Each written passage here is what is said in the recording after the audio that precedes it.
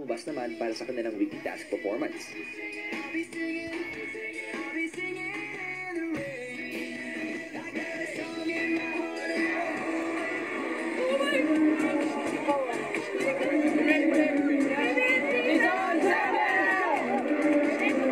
Ladies and gentlemen, the PBB Housemates!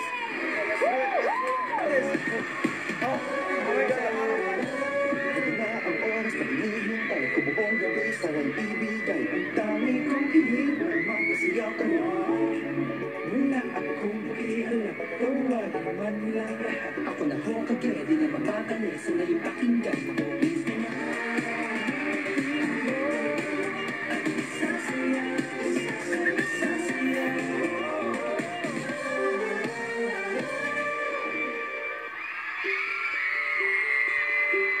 Pagkabalik sa bahay, nilabas na ni Kuya ang resulta ng kanilang weekly task. Para mapagtagumpayan ninyo ang inyong weekly task, kinakailangan ninyong makakuha ng at least 70% na boto mula sa mga manood. Nakakuha kayo ng 94% Teen Housemates. Congratulations! Napagtagumpayan ninyo ang inyong weekly task. At ilang sandali pa, naglabasan na rin sila ng mga dahilan para mag-nominate sa isa't isa. Siya lang po yung hindi nag-practice, kuya. Yung nahusga na siya ng tao, kuya. Ayaw ko talaga ng ganun, kuya. Marunong na naman po siya. You are nominated Christine Vivory.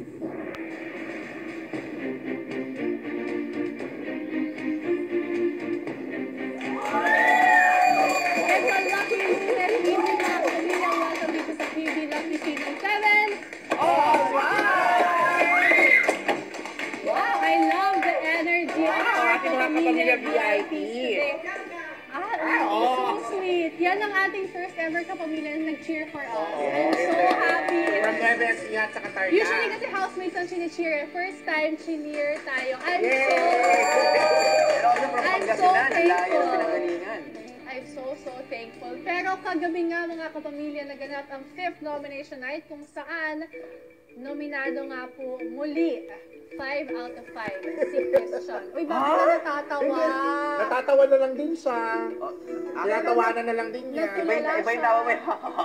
Kasi naaliw ako kasi parang patibayan talaga, di ba? Yes, grabe talaga. At kung wala nang mas titibay yata dito kay Christian, at syempre, hindi lang si Christian ang nominado, kasama pa niya ang dalawa namang iba pang nominees na si Christine at ang first time nominee na si Vivory. Alam niyo, Si Vivory ang natawa nung nalaman niya nominado siya. Nag-smile siya. feeling ko, na-feeling niya kung bakit. Kasi for the past 2 weeks yata nakikita nila, yung mga housemates nakikita nila na palagi nakasama si Marco.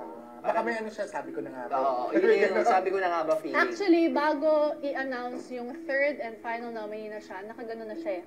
Lahat ng housemates na tayo, siya nakaganon. So, naisip ko, baka nga naramdaman din Oo, yung yan. nakasya. Pero kaming dalawa kanina ng PBB Secretary, research namin kung... PBB Sec? PBB Sec. Oh, kahangout mo. Kanina. Lahat naman, pati mga executive kahangout lagi nila. Oh, tapos? What's new? Hindi, tinitingnan namin kung si Christian nga ba yung may pinakamaraming nominations sa ever.